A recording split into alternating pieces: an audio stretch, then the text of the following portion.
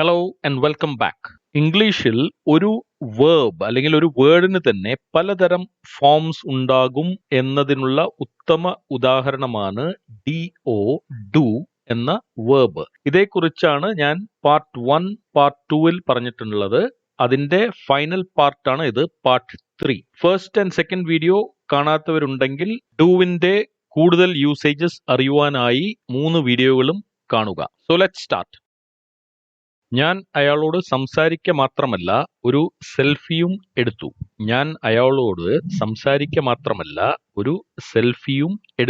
Not only did I speak to him, I also took a selfie. ഇവിടെ വേണമെങ്കിൽ I also took a selfie with him എന്ന് ചേർക്കാം. പക്ഷെ അതിന്റെ ആവശ്യമില്ല നമ്മൾ സ്പോക്കൺ ഇംഗ്ലീഷിൽ പറയുമ്പോൾ. I also took a selfie. It is understood. അതായത് അയാളുമൊത്ത് ഞാനൊരു സെൽഫി എടുത്തു എന്ന് പറയേണ്ട, ഞാനൊരു സെൽഫി എടുത്തു എന്ന് പറഞ്ഞാൽ ആ സംഭാഷണത്തിൽ ഇറ്റ് ഈസ് അണ്ടർസ്റ്റുഡ്. അയാൾ അന്ധനാണെന്ന് നീ തിരിച്ചറിഞ്ഞില്ലേ? Didn't you realize he was blind? Realize എന്ന് പറഞ്ഞാൽ തിരിച്ചറിയുക അല്ലെങ്കിൽ മനസ്സിലാക്കുക. അപ്പോൾ ഇവിടെ നീ മനസ്സിലാക്കിയില്ലേ? Didn't you realize that he was blind? അയാൾ അന്ധനാണെന്ന്. ഞാൻ കഴിഞ്ഞ വീഡിയോയിൽ പറഞ്ഞതാണ് ഈ DIDNT. ഇത് പ്രൊനൗൺസ് ചെയ്യുമ്പോൾ didn't, അങ്ങനെ ആ ഡി വളരെ സ്ട്രെസ് ചെയ്ത് പറയരുത്, ഊന്നി പറയരുത്. ഒരു മൈൽഡ് ആയിട്ട്, ഓൾമോസ്റ്റ് സൈലന്റ് ആയിട്ട് വേണം അത് പറയാൻ. ഓക്കെ, ഡിഡ്ന്റ് വളരെ ലൈറ്റ് ആയിട്ട് പറയാൻ പാടുള്ളൂ. ഇൻഫാക്ട് പല ഫ്ലുവന്റ് ആയിട്ട് ഇംഗ്ലീഷ് സംസാരിക്കുമ്പോൾ സ്പീഡിൽ സംസാരിക്കുമ്പോൾ ആ ഡി കേൾക്കത്ത് പോലുമില്ല, ഡി ഇല്ലാത്ത പോലെയാ തോന്നുക. ഓക്കെ, അതായത് DINT എന്ന സ്പെല്ലിംഗ് ആയിട്ടാണ് നമുക്ക് കേൾക്കുക. I didn't realize he was blind അല്ലെങ്കിൽ didn't you realize he was blind. അപ്പോ സ്പോക്കൺ ഇംഗ്ലീഷിൽ നമുക്ക് didn't എന്ന് വേണമെങ്കിൽ പറയാം, ഇറ്റ് ഈസ് അക്സെപ്റ്റബിൾ. ഓക്കെ, പക്ഷേ റിട്ടൺ ഇംഗ്ലീഷിലോ ഫോർമൽ ഇംഗ്ലീഷിലോ നമ്മൾ DINT എന്ന് എഴുതി കഴിഞ്ഞാൽ അത് തെറ്റാണ്. ഓക്കെ, ഇതുകൊണ്ടാണ് പലപ്പോഴും ഞാൻ പറഞ്ഞത് റിട്ടൺ ആൻഡ് സ്പോക്കൺ ഇംഗ്ലീഷ് തമ്മിൽ പല വ്യത്യാസങ്ങളും ഉണ്ടെന്ന്. അപ്പോ ഈ ചോദ്യത്തിന്, അതായത് അയാൾ അന്ധനാണെന്ന് നീ തിരിച്ചറിഞ്ഞില്ലേ എന്ന് ചോദിക്കുമ്പോൾ 2 ഉത്തരമാണ്. എനിക്കത് അറിഞ്ഞില്ല, No, I didn't. അല്ലെങ്കിലോ of course I did. Of course എന്നത് yes എന്ന മീനിങ് വെച്ചിട്ടാണ് നമ്മളോട് പറയുന്നത്. അപ്പോ I didn't, ആ ഡൂവിന്റെ ഫോം ആണ് ഇവിടെ നമ്മൾ ശ്രദ്ധിക്കുന്നത്. No, I did not എന്നതിനെ ചുരുക്കിയിട്ടാണ് നമ്മൾ പറയുന്നത് No, I didn't. അല്ലെങ്കിൽ I did not realize he was blind. അപ്പൊ അത്രയും നീണ്ടിട്ടുള്ള ഒരു ഫ്രേസിന് പകരമായിട്ട് ഒറ്റ വാക്കാണ് നമ്മൾ ഉപയോഗിക്കുന്നത്, No, I didn't. അതിന്റെ അർത്ഥം എന്താണ്? ഇല്ല, എനിക്കത് അറിഞ്ഞില്ല. അല്ലെങ്കിൽ of course I did, അല്ലെങ്കിൽ yes I did എന്ന് പറഞ്ഞാൽ I did realize he was blind. അപ്പോ ആ 4 വാക്കുകൾക്ക് പകരം നമ്മൾ ജസ്റ്റ് I did എന്ന് പറഞ്ഞാൽ യെസ്, എനിക്ക് മനസ്സിലായി. ഇനി മുതൽ അത് ചെയ്യരുത്. Don't do that anymore. ഞാൻ പറയുന്നത് ചെയ്യ്. Do what I say. നീ അത് ചെയ്യാൻ പാടില്ല. അതായത് ചെയ്യരുത്. You shouldn't do it. നീ അത് ചെയ്യാൻ പാടില്ലായിരുന്നു.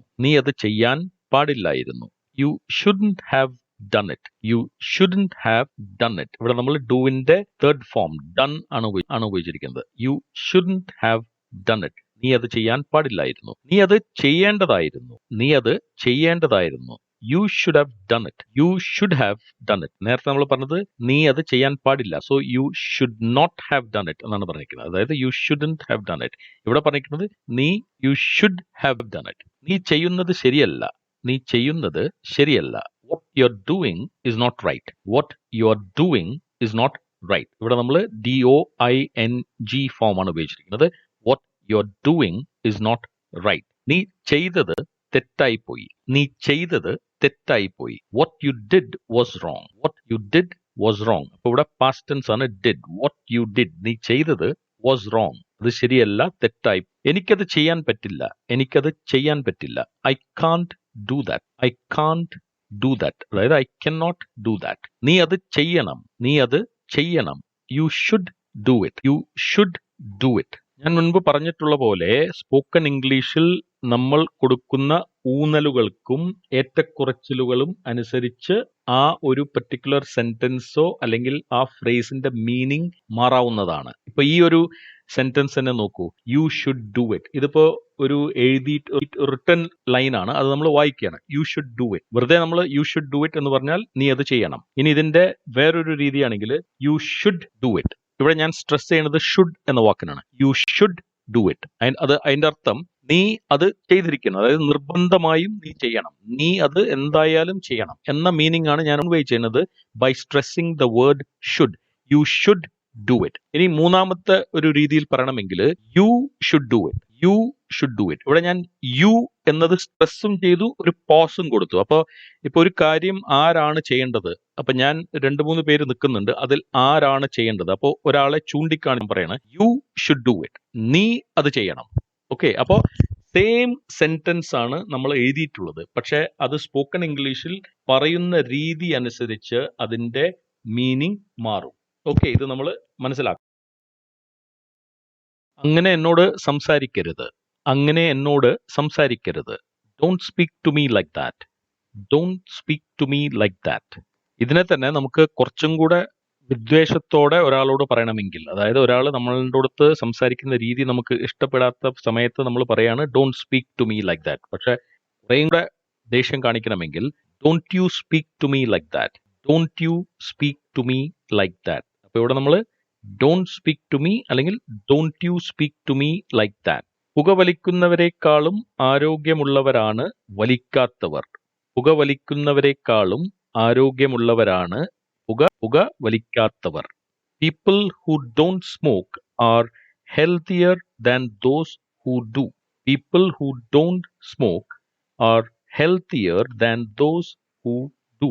ഈ സെന്റൻസിനെ തന്നെ വേറെ രീതിയിൽ പറയണമെങ്കിൽ people who don't smoke are healthier than those who smoke. അപ്പോ are healthier than those people who smoke എന്ന് പറയുന്നതിനെയാണ് നമ്മൾ ദാൻ ദോസ് ഹു ഡു എന്ന് പറഞ്ഞിട്ടുള്ളത്. അവൻ ഇംഗ്ലീഷ് സംസാരിക്കുമോ? അവൻ ഇംഗ്ലീഷ് സംസാരിക്കുമോ? Does he speak English? Does he speak English? English ഇവിടെ നമ്മൾ ഡൂവിന്റെ ഡസ് ഫോം ആണ് ഉപയോഗിച്ചിരിക്കുന്നത്. Does he speak English? ഇതിന്റെ ഉത്തരം അയാൾ ഇംഗ്ലീഷ് സംസാരിക്കുകയാണെങ്കിൽ നമ്മൾ എന്താ പറയാ? Yes he does. Yes he does, അതായത് അവൻ ഇംഗ്ലീഷ് സംസാരിക്കും. അല്ലെങ്കിൽ no he doesn't. No he doesn't, അതായത് അവൻ ഇംഗ്ലീഷ് സംസാരിക്കത്തില്ല. ഓക്കെ, അപ്പോൾ ഡസിന്റെ നെഗറ്റീവ് ഫോം ആണ് ഡസ് നോട്ട്, അതിന്റെ ഷോർട്ട് ഫോം ആണ് ഡസന്റ്. അവന് ഇംഗ്ലീഷിൽ സംസാരിക്കാൻ അറിയാമോ? അവന് ഇംഗ്ലീഷിൽ സംസാരിക്കാൻ അറിയാമോ? Does he know how to speak in English? Does he know how to speak in English? How to speak in English, ഇംഗ്ലീഷിൽ സംസാരിക്കാൻ. ഡസ് ഹി നോ, അവന് അറിയാമോ? അത് പ്രവർത്തിക്കുമോ? അത് പ്രവർത്തിക്കുമോ? ഇപ്പൊ നമ്മൾ ഒരു ഫാക്ടറിയിൽ ഒരു മെഷീൻ കാണുകയാണ്, അത് കുറച്ച് പഴകിയ പോലെ തോന്നുന്നുണ്ട്. അപ്പൊ അത് പ്രവർത്തിക്കുമോ, അത് വർക്ക് ചെയ്യോ എന്നാണ് നമ്മൾ ചോദിക്കുന്നത്. Does it work? Does it work? ഇവിടെ നമ്മൾ ഡസ് ആണ് ഉപയോഗിച്ചിരിക്കുന്നത്. ഡസ് ഇറ്റ് വർക്ക്, അത് പ്രവർത്തിക്കുമോ? അപ്പൊ യെസ് ആണെങ്കിൽ yes it does. Yes it does.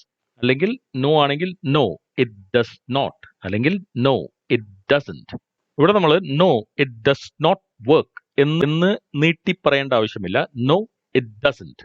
Okay, അപ്പൊ നമ്മൾ ഡു എന്ന വേർബിന്റെ ഡിഫറെന്റ് ഫോംസ് വെച്ചിട്ടുള്ള പലതരം യൂസേജസ് ആണ് 3 വീഡിയോകളിലൂടെ ഞാൻ അവതരിപ്പിച്ചത്. ഇത് 3ാമത്തെ വീഡിയോ ആണ്. ഈ 3 വീഡിയോകളും നിങ്ങൾ കാണുകയാണെങ്കിൽ ഡു എന്ന വേർബുള്ള ധാരാളം ഡിഫറെന്റ് യൂസേജസ് നിങ്ങൾക്ക് മനസ്സിലാക്കാവുന്നതാണ്. ഓക്കെ, അപ്പോൾ thank you very much for watching. Lesson ഇഷ്ടമായെങ്കിൽ ഷെയർ ചെയ്യുക, ലൈക്ക് ചെയ്യുക, സബ്സ്ക്രൈബ് ചെയ്യുക. See you in the next video.